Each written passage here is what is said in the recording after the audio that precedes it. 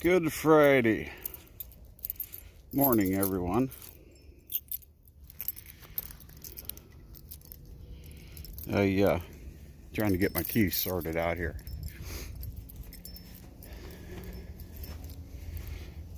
I have a little bit of, if you guys remember, when I blew that tire out back here on the 97, and it tore the box all up there, and it crushed that back fuel filler pipe. Maybe you can see it. That's all mangled up there. I'm going to take that hose clamp off and pull that out and cut a section out, put a piece of radiator hose or something in there so I can use that tank again, because it's so bent up. See, it doesn't even line up with the hole or anything, and I don't want it sticking out back there to fill up with snow and slush and shit this winter.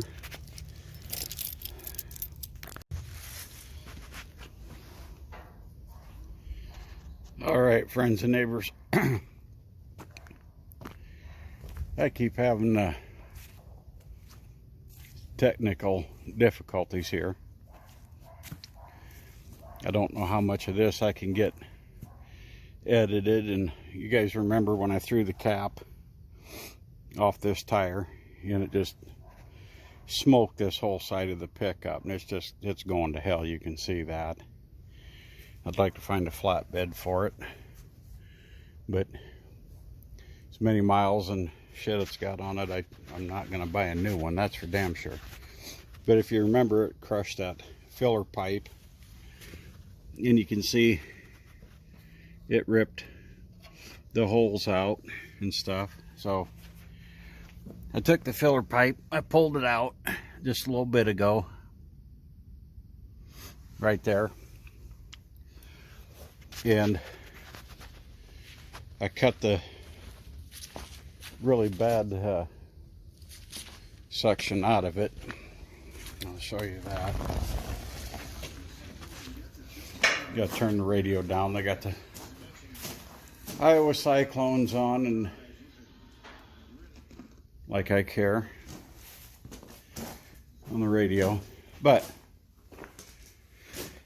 here's where we're at. Here's the piece that got crushed, and it was something to that effect. This end here slides into the rubber hose that you seen just a little bit ago, up over and then the rubber hose goes over the frame, and then this piece is where your gas cap goes. And I just took the 3 screws out of there, but I got to straighten that flange out, and you see that. And I did do some straightening on this. I'm going to try to do a little more. You see that little doodad inside there? This hose slides over that, and when I cut this off, it cut through the end of the hose that went down in there. And naturally they got one of them crimped, if I can get it to focus, bands is what holds it on. So that was a joy, getting that stub piece pulled out of there, off of here. But I'm going to try to put the hose back on. I don't see that crimp thing or anything like it. I could cut more of this off, which I may do, cut about that much more off. And then that way I'll be able to get a hose clamp on here, which I'm really not wanting to put a hose clamp on there. But what that does, when your fuel sloshes in the tank, it doesn't come back up and fart up, get a wet fart coming out of your filter cap. Or when you park on the side of a hill, your fuel doesn't run out if you got your tank fairly full. So, but I think what I'm going to do, I'll take the heat gun, heat this up, slide it over that, and see if I think it's going to stay on there fairly good. If it's not, then I'll probably cut maybe an inch off of this so I can get a hose clamp on it. And but this is like the third take of this video. I don't know what version I'm gonna put up, but I was gonna do a video about my DJ friends, Cowboy Bob and Brian Ross, in one of our conversations we had over the phone live on the air, and I didn't know it was gonna be live at the time. But that video got put on hold for now because it involved the tractor show and tractor pull that we used to have called Ag Rail. And one of the guys that started that and was a major role, if the not major role, of our Ag Rail deal, Don Combs, he passed away Saturday. And I found out Monday, just before I started to do the video about our radio conversation. So Don passed away Saturday. I found out Monday from his son John. And John and Don, they have an extensive collection of two-cylinder tractors.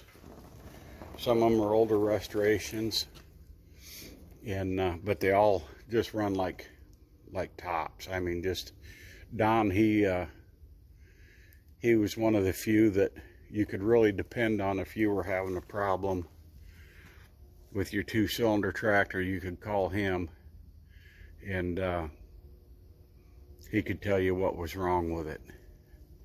So we lost a really good two-cylinder guy Monday, and he was in bad health here the last 4 or 5 years. And Matthew and I, we went and helped him a little bit, work on some of his equipment. But like I said, Don and his son John, they were major players in our Ag Rail thing. And not only with two-cylinder tractors, they also had a collection of equipment that went with those two-cylinder tractors, and they used it in for corn and oats, and they had a binder that they used every year for oats or wheat. And the thrash machines, if you go back in some of my videos, I've got pictures posted of the thrash machines and from our Ag Rail days. And all that equipment, or the majority of it, well, the thrash machines and stuff, that all belonged to John and his dad. And so anyway, Don, he will be missed greatly, and because he was a wealth of information. And at the end of this video, I'll post a snapshot of our last Ag Rail that we had in 2018 with Don driving his, I think it's a 60 or 70, I'm not sure at this point. But if you want to see it, see the video that he's in driving in the last parade we had at Ag Rail. Don's in there, and you'll hear me announce his name and stuff. I was the MC at our Ag Rail parades.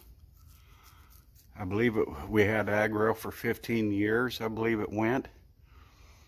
And I was the MC for the tractor parades and what have you for all of those years except for the first year. So anyway,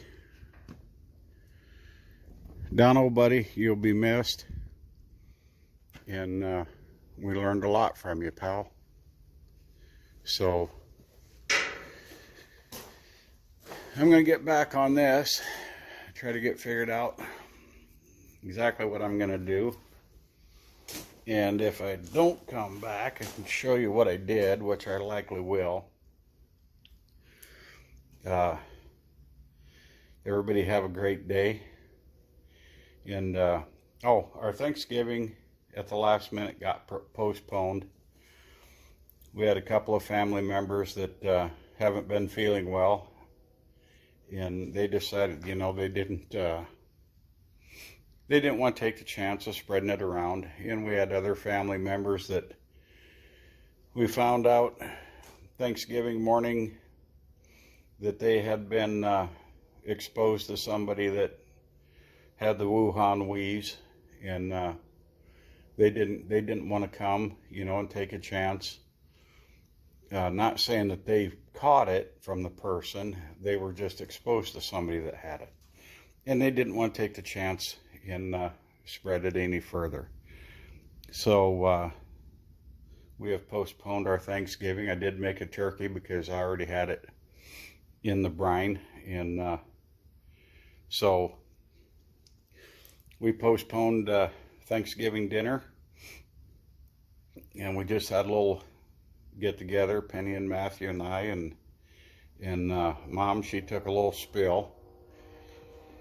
Yesterday morning, she was up on a steppy trying to put some of them hooks up in her ceiling to hang some plants there in the kitchen, and she took a little dive. So she was a little stoved up. She was moving around. Matthew and I, we took her some of Penny's dinner rolls and some of the turkey that I made and yesterday afternoon. And Matthew, he went ahead and put those hooks in for her, and she was a little stoved up, but I think after she got some of that turkey in her, she was feeling better, because I seen her out the kitchen window. She was in her backyard playing in one of her flower beds, digging leaves out or something. So Mom's doing good, not to fret. Dad's doing good. He's taking a load of cows down to Grand Island tomorrow. So anyway, that's enough babbling. I'm going to get back on this little project, and I'll bring you back.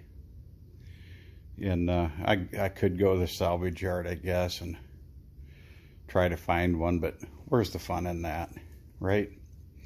So I'll bring you back, and if I don't, I'll take a picture and throw it on the end of this. And you guys take care of each other, be kind to each other, and do something nice for a neighbor. Happy trails. There. It's looking a little bit better, right? Got the flange fairly straight. And I got the ends of the metal tube rounded out pretty decent. I had a it's a wedge that goes into a round, and it was part of a porta power. I stuck it in there, kind of drove it in and tapped around and what have you, and so I got the two metal things rounded out. And some of you may recognize this radiator hose. I cut a piece of it off. Something for the M, I think. I don't remember for sure. But yeah. When the fan blade broke off, I remember it sliced the lower radiator hose on the M. So I took a piece of this and heated it up with the heat gun and stretched it over because it's not quite big enough. And we had the same issue with this. I'm standing in the making a shadow. So we took the heat gun, warmed her up, and got it started about 3/4 of the way around, and stick a screwdriver. Let me try it from this side. Stick a screwdriver in the end, and worked it and pried it and pushed, and we got her in there. So I'm going to take a little break and go and rest my back for a few minutes, and hopefully I got it pretty close. If it's too long, I believe I'll have to slide it up further on this end because this end is really tight. I'll slide it further up here, and I don't have any hose clamps for it at the minute, but I'll get it put in there. I do have the hose clamp that goes down on this end, and this is the radiator looking hose that goes up over the frame and to the gas tank or fuel tank. But that hose clamp is down there yet, so I do have that, but I'll have to get a couple for up here. And so I'm going to take a little break and get down there and see how far I am from being right, and we'll get back to you. All right, friends and neighbors, we have gotten a lot closer. I don't know if you can see in there. I can't. Well, there's the filler thing. I think I don't want to. Let me try to get your view. Where are we here? There we go. I don't want to pull on that too much more until I get hose clamps on it. So I don't want to pull it out of that pipe. And I may have to pull that metal out of the hose there a little bit. Hopefully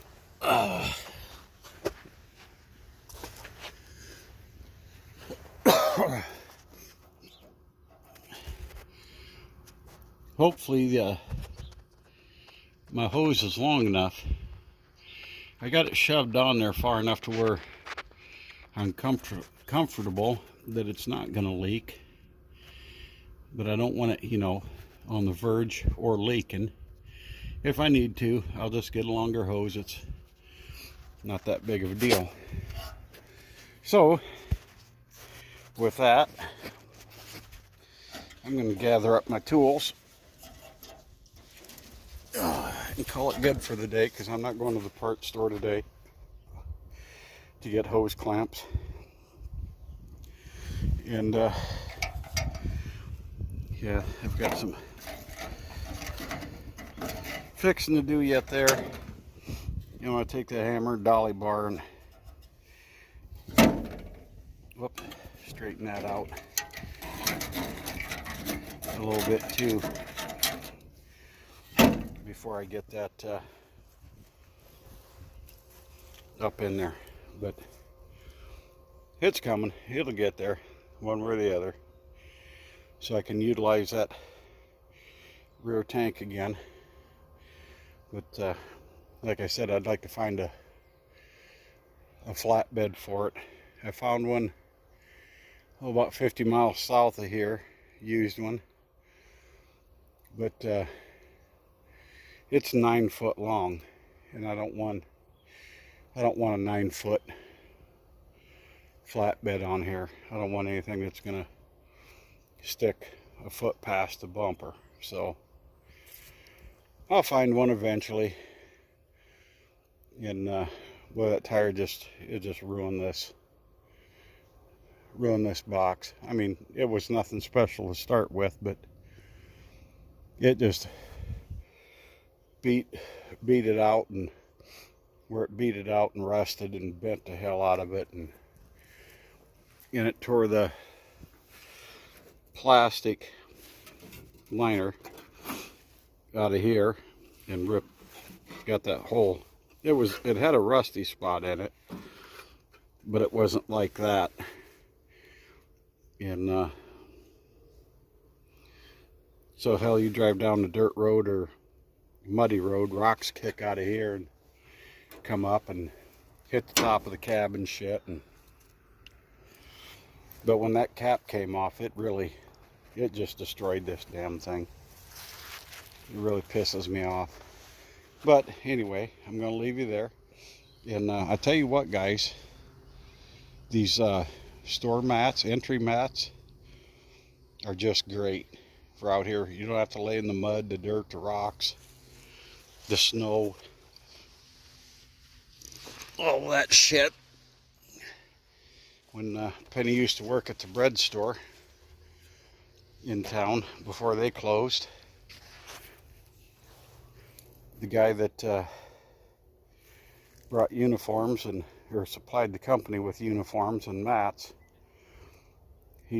Penny asked him, she says, "Hey, my husband wants 1 or 2 of those mats, you know, that are worn out." And he said, "No problem." So he gave her a couple, and then every once in a while he'd ask Penny, he said, "Do you need any more?" And she'd say, "Yeah, he'll take a couple more." And so I've got a collection of them. They're nice. Like I said, it beats the hell out of laying in the mud and the rocks and all that crap. So I'm going to leave you guys there, and hopefully you all had a happy Thanksgiving and everybody's in good health. So happy trails, friends and neighbors.